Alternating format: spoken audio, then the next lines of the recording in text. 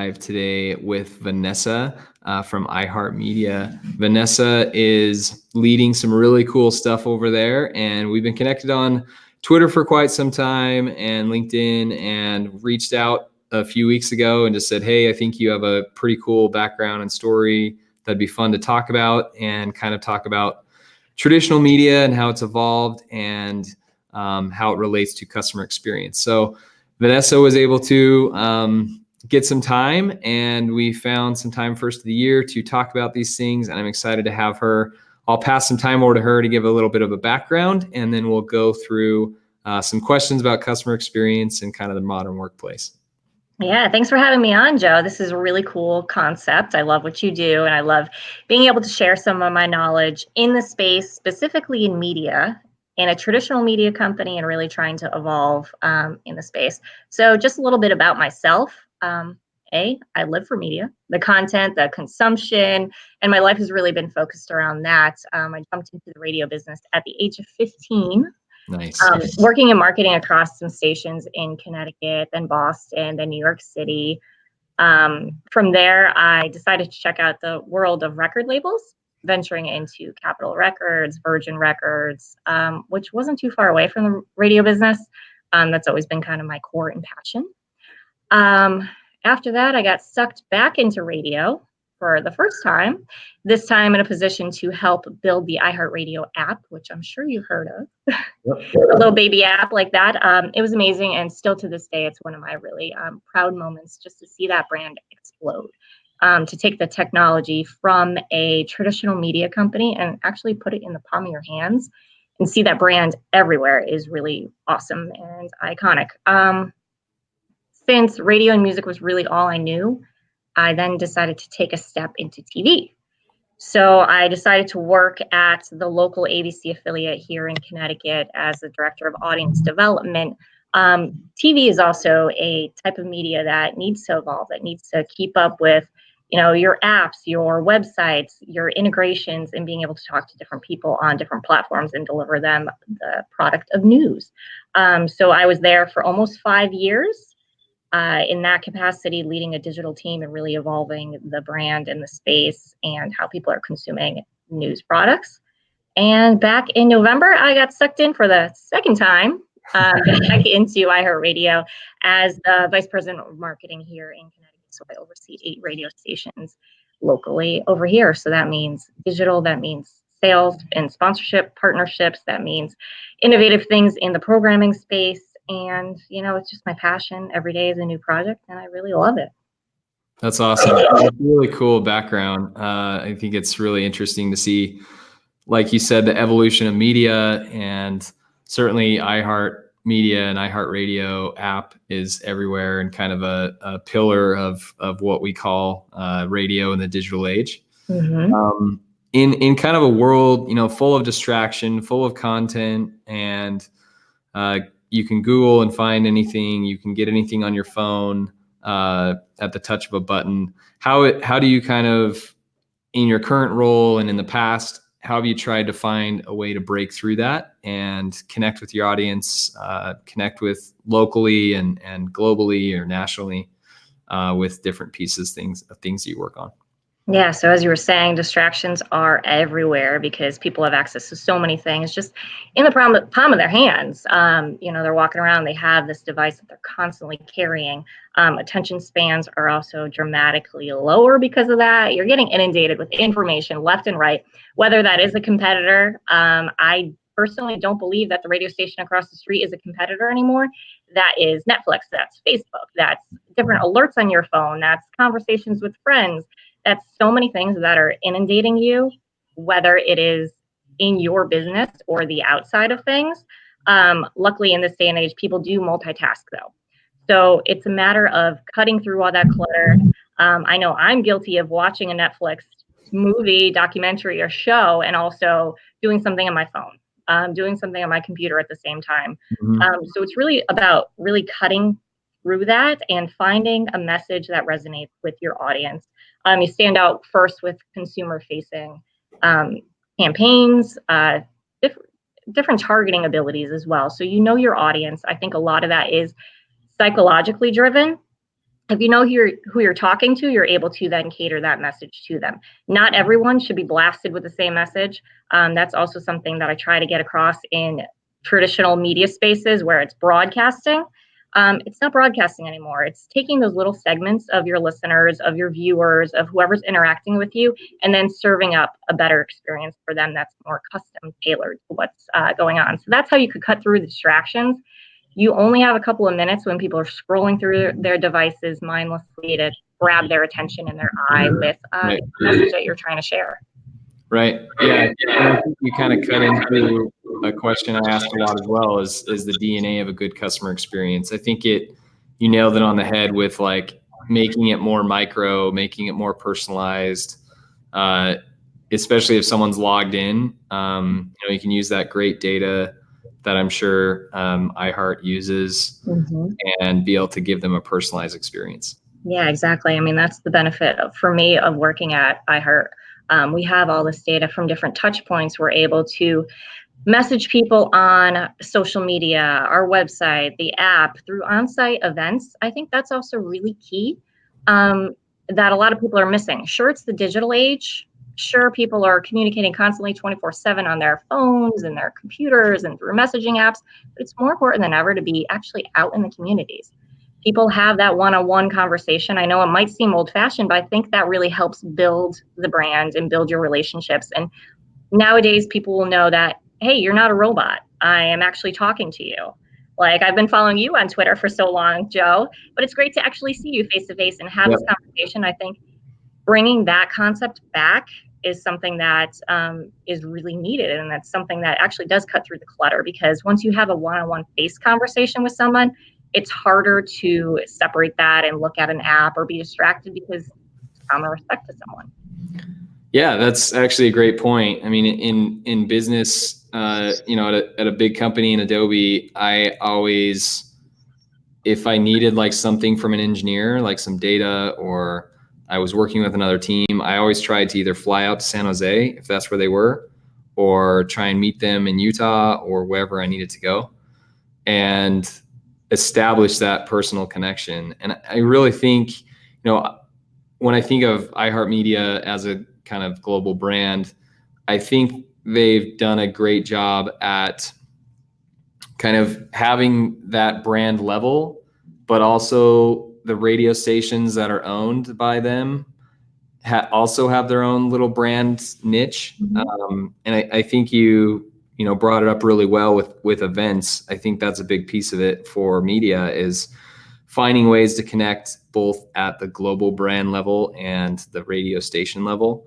And I know, like, locally, I see, iHeartMedia brands everywhere, right? Doing events, just driving by in my neighborhood or downtown Salt Lake or wherever. It seems like they're always kind of, out amongst the community and trying to connect with people. I think that's a really interesting way to create an experience. Yeah, exactly. I mean, it's kind of going back to the old fashioned, but it really is something that I am passionate about, is working with your local communities, being face to face, in addition to the abilities to target people with data on an app, on social media, on, everywhere you turn. So having that component is also something a little bit different for media. Again, as you were saying, there's kind of like the umbrella brand for our local radio stations, and then each personality is their own brand too. Right. So they Yeah. complement the greater brand. So being able to work and have a consistent message between whoever's on air and whatever your station represents is also key. So having that consistent messaging is also a great tip to also remember. So you have people that are in your organization, but they are your team players. It's like a sports team. It could be Red Sox, and then you have all the different players, and those players represent your brand. And going together, you have to have a cohesive strategy and be on the same page for any of your marketing tactics. That's a really good point. Let's dig in on that a teeny bit. I hadn't actually thought about radio personalities, but you're absolutely right. They have their own brand as well. You have kind of this unique opportunity as the global brand to really have your employees are also your influencers. So how do you kind of maybe you're a piece of this, maybe you're not, but how do you try and utilize, the talent that is doing the radio locally and nationally to really spread the word of kind of the global brand? So, they're really passionate about the brand too. They wouldn't be here if they weren't really all into radio and being able to connect to listeners and, just the ease of being able to connect to them now. Like, you don't need a big boom box anymore. You have your phone and you can listen to that and interact with whoever's on air.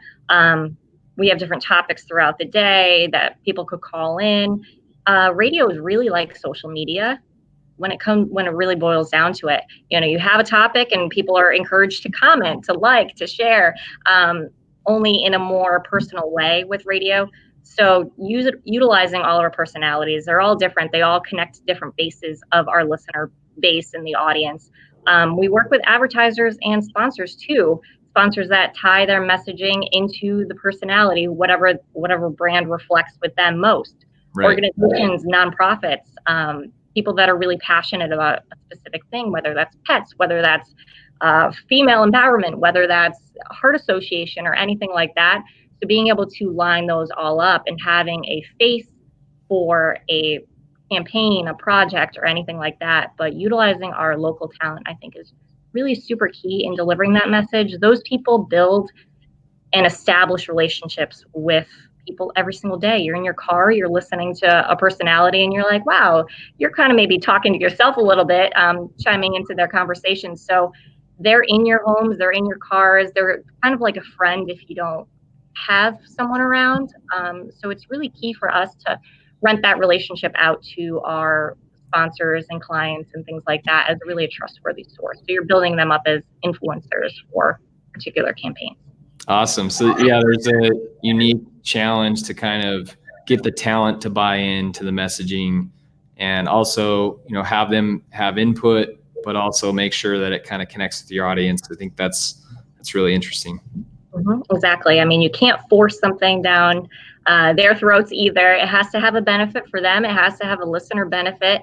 We can't just kind of plaster whatever is out there because that's not effective marketing. That's not effective branding at all. So having someone that's authentic and really buying into whatever's happening is key for all of our personalities, which in turn are our influencers. Cool. What do you say? What would you say? So like we've talked a lot about radio. Obviously that's, auditory. It's on the go. It's in your car. It's while you're jogging at the gym. How do you kind of incorporate video and visuals to kind of connect with that person that is maybe at work and stumbles upon a video or something that was created by you guys? How has that kind of worked as a piece of your strategy? So visuals are increasingly important. I mean, you need colors, you need sound, you need interaction. Audio is the ability to do more with it because you're not really focused, you're just listening.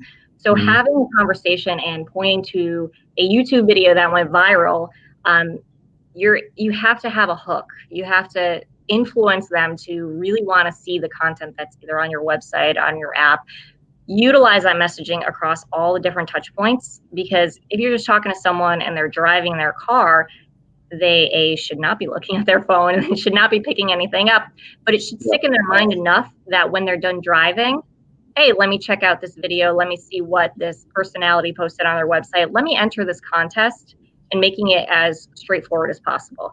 Videos also, we do encourage Facebook Lives, Instagram Lives, just photos. That way people that are following them could interact as well and see what's going on, and the ability to, share and chime in on a different topic. So utilizing all the different touch points in addition to audio is really, really key.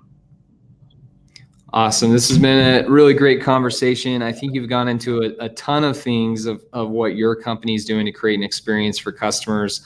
I want to kind of ask you more personally, what is kind of a recent experience you've had with another brand, separate brand, you as a consumer, that's made you more loyal or more connected to some other brand out there? Yeah, so I personally love to be able to access brands on social media, especially for customer service. I actually had an issue the other day with one of our digital platforms that we use here at iHeart. I was trying to contact their support team. It was past business hours. I was like, oh no, let me shoot them a tweet. Let me send them a DM. Maybe they'll get back to me. Maybe they won't. I feel like Twitter is Yep. probably the easiest way to contact someone, even if it's beyond hours. In a matter of minutes, the CEO DM'd me and he said, Nice. hey, I can help you out. Let me check this out right away. And from then on, I'm like, wow, they check everything. They're on top of their game. They totally know how to win our business and really help us out with anything. So that was kind of like a major win, even this past week. That was a problem that I had to go solve, and social media was kind of to the rescue. I actually do that maybe not as often because I don't like to use it as a sounding board for issues. Sure. But Yeah. if I have too much ice in my coffee, I'll post about it, and then all of a sudden I'll get a DM, and they're like, "How could we solve your problem?" So for me, that goes such a long way, and I totally understand the other side of things. Utilizing your own Twitter account or Facebook or Instagram to really help out your customer, and once they see that interaction, they're like, "Wow, this brand is actually a person, and they actually want to help me." And sometimes your perception can really turn around just based on that one interaction. If someone's so mad and you respond within a couple of minutes, you turn everything around and they're willing to talk to their friends, their family, and tell them the story too. And that goes such a long way. Yeah, and I to your point, I think it's so valuable to engage, when it's not just like blatant disrespectful or whatever. Yeah. But like some of the best customer feedback conversations we've had at Cloud App have been when we've had someone that was really upset on Twitter or Facebook or whatever, and we reached out to them. In many cases, like our CEO, similar to your experience, has like a 10-minute Zoom call with whoever was complaining, and they're like blown away. Mhm. Oh my gosh, I wasn't actually as mad as it sounded on Twitter, and like they become like really apologetic. And a lot of times, like they'll even either send out a really positive message or they'll take down like the mention to our company. And I had the same thing at Adobe. It's amazing, like a brand like Photoshop or whatever, how many complaints a day we got. Mhm. Um, and trying to engage with each of those and really trying to keep that customer feedback loop fresh is really key to experience business. Yeah, I totally agree. It is that relationship that you're building on social media that you're building everywhere else. People want accessibility these days. Again, coming back to the attention span, they want a response in like 2 seconds. I help out with a radio show in the afternoons here as well, and we get callers all the time. And sometimes there's like 5 callers, and then we take one and the other 4 just drop off because they don't want to wait anymore. Sure. So I think it's really important to be able to respond to these people as quick as possible. You don't want to wait like 48 hours to respond to someone. That's an eternity these days. So helping build that relationship, build that accessibility is also something that really humanizes your brand and really goes a long way. Definitely. Well, I think it's been an awesome conversation. Really enjoyed your insights. What do you think, looking into your crystal ball, what do you think is the future of experience business? You have a unique last name. We could call this the Woj Bomb, like Adrian Wojnarowski from ESPN. What's your Woj Bomb for the future of experience business? I think it is those one-on-one interactions. I know it's been personalization. It's been hyper-focused on that. A consumer is your entire world. It still is that trend, but I think it's even more focused these days. Having a conversation and humanizing your brand. I know that's nothing new, but being able to open up and have those private conversations, because I think these days people are really afraid of data and hacking and too much information out there. So private conversations should be where your brand is really turning towards utilizing a lot of your data. I know that's also really scary, but if you do it the correct way, I think people will appreciate it. Finding a need and carrying those messages through. Also thinking completely outside the box. Like you're doing something now, flip it on its side. Try something else out. If it fails, be open to that as a learning experience. Things are always evolving. So maybe your brand doesn't make sense to go on TikTok, try it out. If it doesn't, if it flops, now you know. It's really about knowing what your audience is and having those one-on-one conversations, building the relationship. Let's go back to the core of these one-on-one conversations and learning more from your audience and just picking up what they have to say, because big data is scary. People are scared about giving their information. Like there's an ad that's following you around. Don't be that creepy. Be personable. And then that could take your brand to the whole nother level. I think that's awesome. I love that. When I was doing kind of market research at Adobe, we had this digital magazine product. And so I was able to kind of crunch data on all these pretty well-known digital magazines and how people were interacting with them. And one interesting trend we saw was the growth in the less social sharing, more iMessage sharing. So people were not necessarily wanting to drop it into Facebook or Twitter or LinkedIn or whatever, some mass media product. They were more wanting to share it with their mom or their friend or their roommate or their spouse or kids or whatever. So there was like that growth and more one-to-one. So it's been really interesting to kind of see social evolution and how, we had so many social products and that's kind of constricted a little bit and gotten a little bit back more to these one-to-one conversations. I think that's really insightful. Yeah, I mean, I see that in my personal life too. I get direct messages on Instagram where people share different brand things to me directly that way. And then we have a conversation from there instead of piling onto the comments, instead of making everything really public. So yeah, that's kind of the evolution of what's happening right now. Awesome conversation, Vanessa. Thank you for your time today. Loved connecting in real life, like you said. I'm sure it's the first of many future conversations on this podcast and outside. But I hope you have a good weekend, and thanks again for joining. Absolutely. This was great. Thanks for having me on.